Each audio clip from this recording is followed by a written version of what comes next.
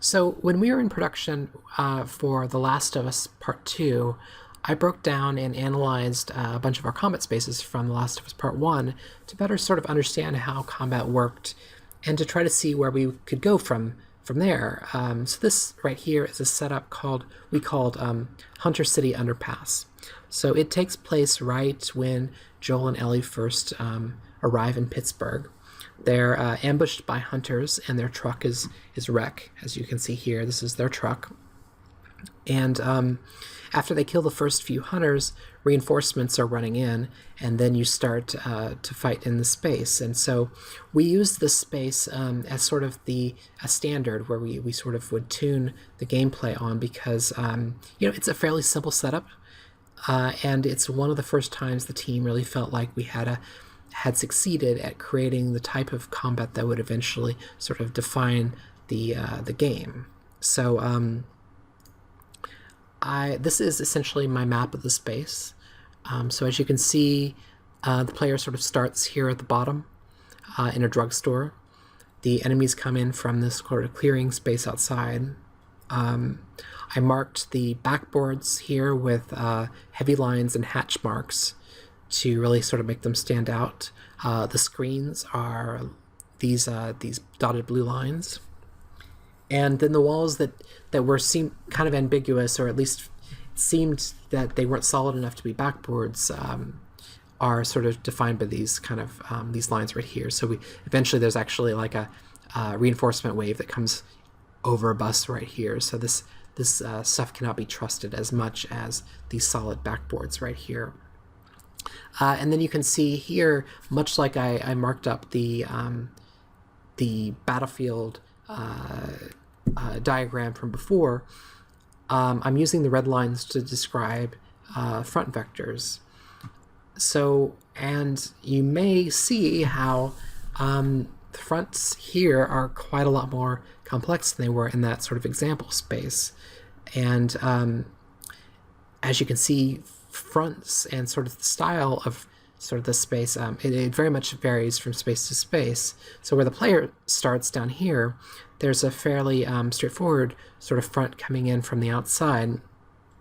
But then sort of these lateral lines that allow occluded movement sort of curve here to acknowledge this sort of the primary flank that's coming in from this direction. So enemies are going to be coming in this direction, so the player needs to be able to occlude themselves from that direction.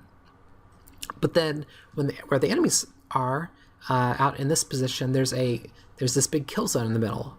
And the front vectors, as you can see, all the cover sort of allows movement sort of in a spiral around the space, and it protects against threats that are coming from an interior. And generally you do not want to be out here in the kill zone where there is very little cover. You want to be sort of along these edges.